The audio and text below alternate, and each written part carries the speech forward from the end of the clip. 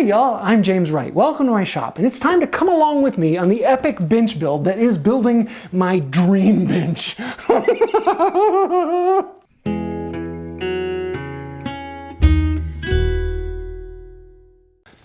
This is not going to be a normal video, and I am going to have a whole series building this bench, and I will do a compilation video when it's all done.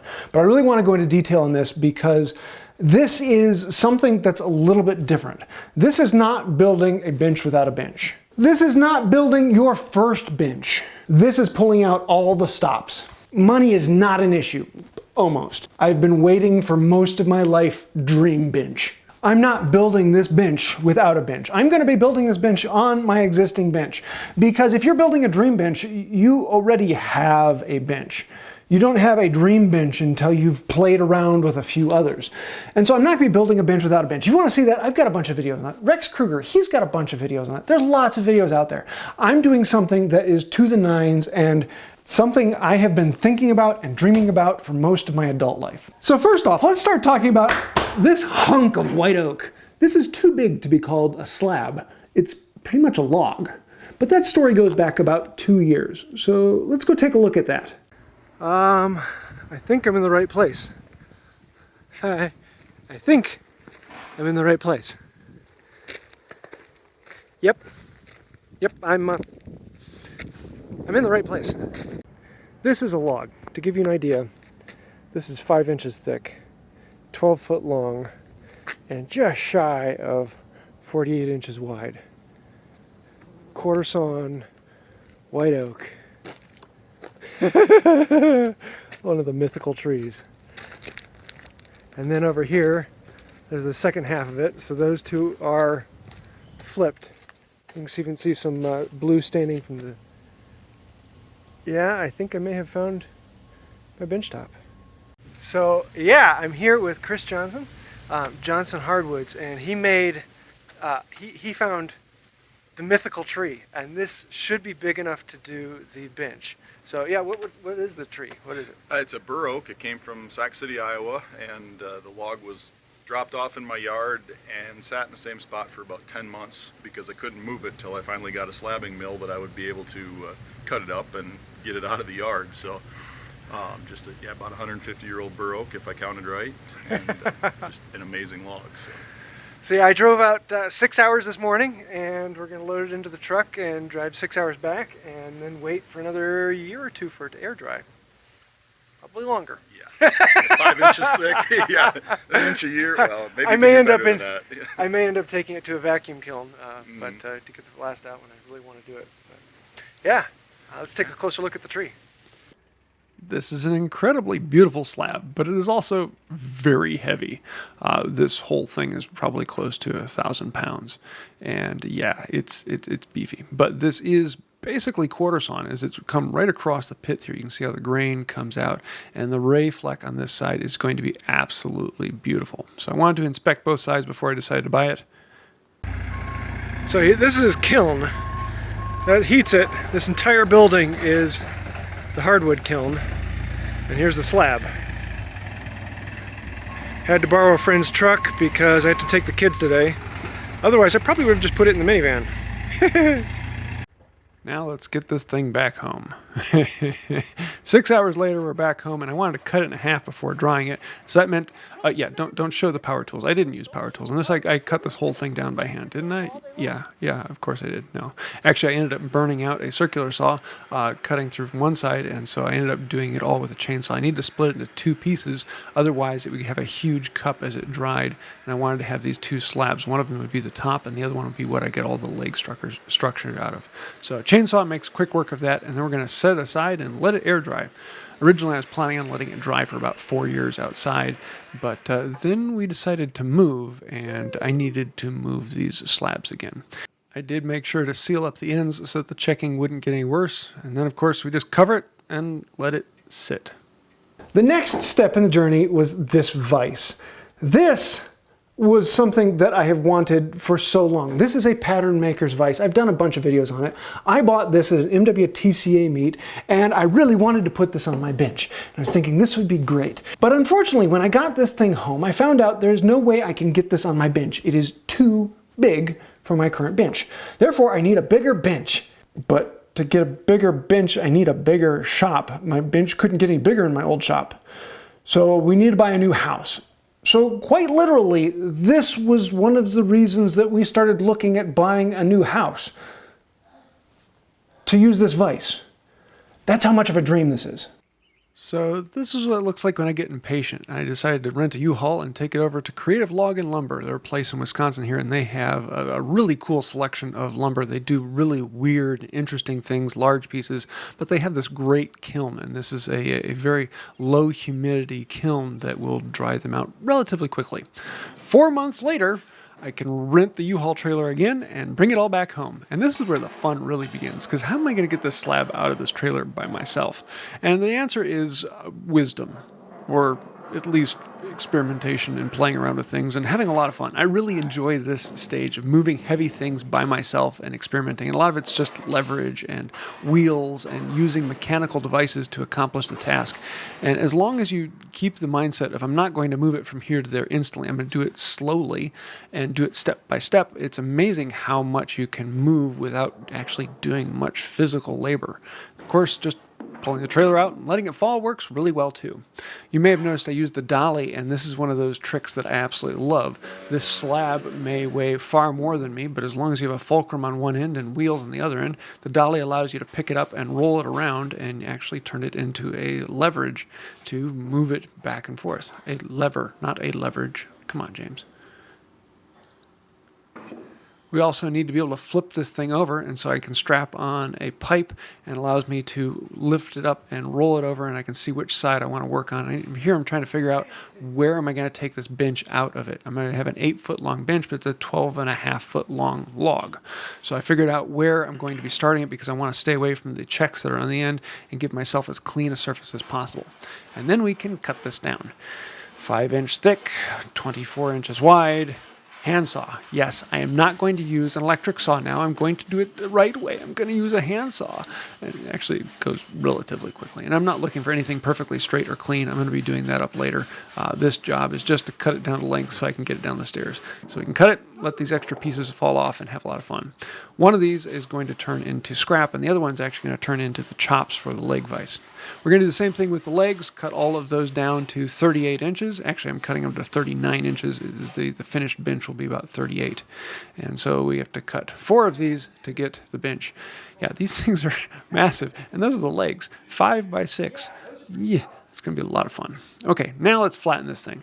Now, I could do it all by hand, but I need to take off about 1/4 inch from both sides, and that's a lot of work. And I'd rather take that weight off of the log before carrying it down the stairs, and just making up this sled goes really, really quickly. I've used this quite a few times when doing tabletops and other things like that. It's a really simple design. You can just buy this L aluminum from the store, bolt it together on either end, and then create these T-channels that it slides on either side.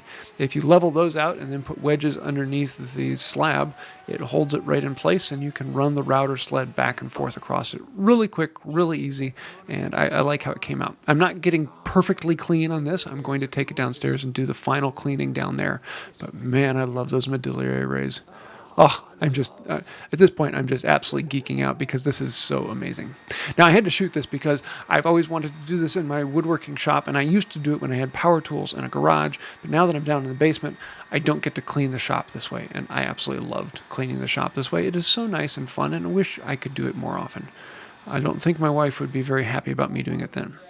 Now comes the time when we need to move this thing down the stairs, and as you can see by the crew I have, it's not going to be about violent manipulation and brute force. We're going to do this the easy way. And so we put it on some 4-wheel dollies, and thankfully it's light enough that I can pick up one end and have a decent amount of control on it while the kids can move around and get the dolly on the other side. And we're going to do this up and down through the stairs until we get in to the house, and then we can go down the big stairs. Thankfully, it's relatively easy. It's only the 2 steps up into the house, and so the dollies work out really well for that. We need to turn the corner and then go down. And for this, gravity really helps out nicely. And so I'm just slowing it down and pushing it into each step as it goes and making sure my feet are out of the way in case things get in the way. And then we can slide it underneath and now roll it out from there. I was thinking originally, I'm just going to pick up this end and walk down the stairs. And then I picked up this end and said, no, I'm not going to do that. That's dumb.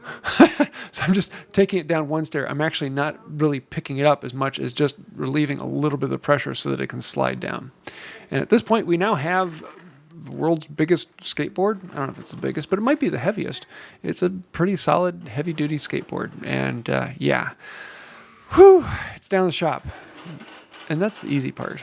Now I got to cut these leg joints. Whoa. And that brings us up to today and why I have this slab on top of my bench, which the final dimensions after flattening both sides came out to a little over 4.5 inches. Somewhere around 400 to 450 pounds for just this slab. And then you have to add in the legs and the stretchers and the support structure and 4 vices. Speaking of which, let's take a look at these vices that I want to put on the bench. Now, I could make this bench a viceless bench, but honestly, I've never enjoyed viceless woodworking. I like to lock things in place and manually hold them down. And so I'm a man, I have my vices. And that's where these came out. Now, I already talked about this, and I've got an entire video on this one. If you want to go see that, go look at that. This is going to go on this end of the bench. It is going to be my end face vise, pattern worker's vise, and that way I can work all the way around the bench. And I can then grab things in any orientation and methodology, and having this on the end will mean that I can clamp pretty much anything I want, in any way I want. And this thing will hold it.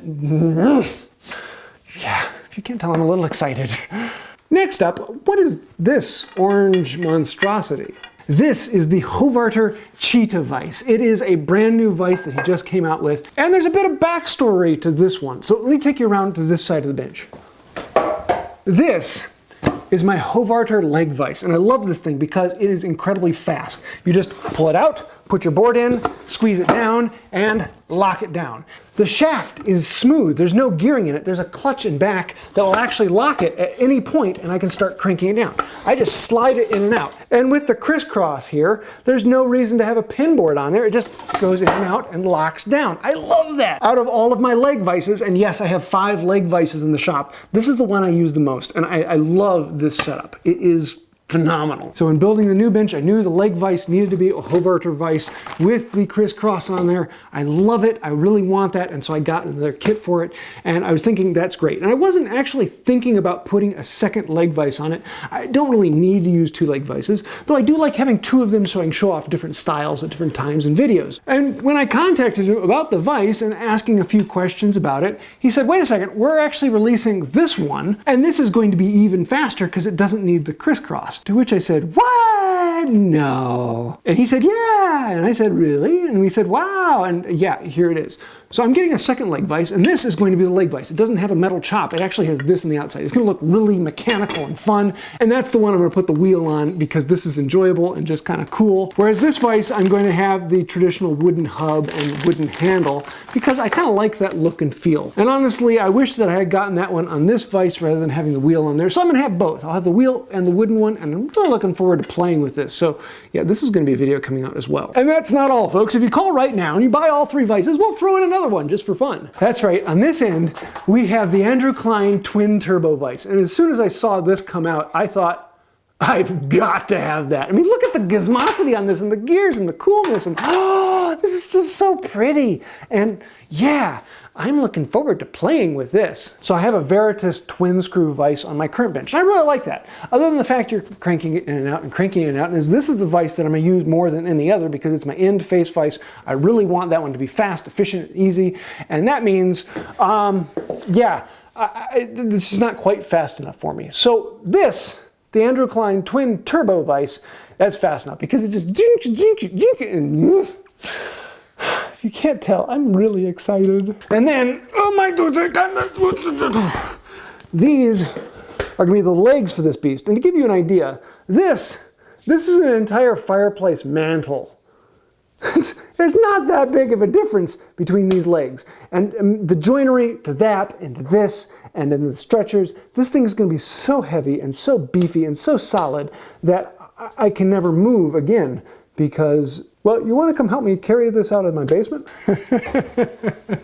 So if you can't tell, I'm a wee bit excited because, oh my word, this slab, these vices, yeah, I've got a whole lot of work ahead of me. So the next thing we're going to be doing is actually attaching the end vices and getting all of that hardware done to this before we do anything else, because then that will determine where my legs go, because my legs can't interfere with those, so I need to know where my vices are to know where I put my legs. And then after that, we can smooth this face down and square it up, and then do the leg joinery, and then the stretchers, and I've got to do a lot of resawing for that, and then we can do all of the little detail work, and there's going to be a lot of carving on it, and then we can flip it over. I don't know how I'm going to flip it over, but it'll happen at some point. Then we can clean out the top and do a lot of that detail work, and I'm getting really, really excited. So with all that being said, come along for the journey, and we're going to have a lot of fun putting this together, and it's going to be several videos. Each of these vices I'll be doing a detailed video on installation, as well as the leg joinery will probably be an entire video, because these joints will be just and yeah, we're gonna have a lot of fun. I'd love to hear your thoughts, questions, ideas. What would you like to see done on a dream bench? Is there something interesting you would like to see me implement? I would love to hear that, because yeah, I'm gonna be trying some new things on this and really kind of going to the nines. A lot of carving, maybe some inlay, lots of fun. So I'd love to hear your thoughts. Let me know those down below, and thank you, that helps out the channel. As well as all of these people over here. Those are the names of patrons. And at this point, I have to say a huge thank you to patrons, because without you guys, I would not be able to afford to do this. I would not be here making videos, and none of this would be happening. So thank you. All of you who have helped out, be it patrons or members, or click the thank you button down below, thank you. You guys are absolutely amazing. And girls, there's lots of girls there too. Guys and girls, I gotta remember to say that. But honestly, thank you. But if you want to find out more about that, there's links down below. You know what to do with that. And I think that'll do it for now. And until next time, have a wonderful day. Next time I walk into the gym, I'm going to go in with a bit more swagger, because yeah, none of those guys in there can bench as much as I can. He who dies with the most vices wins.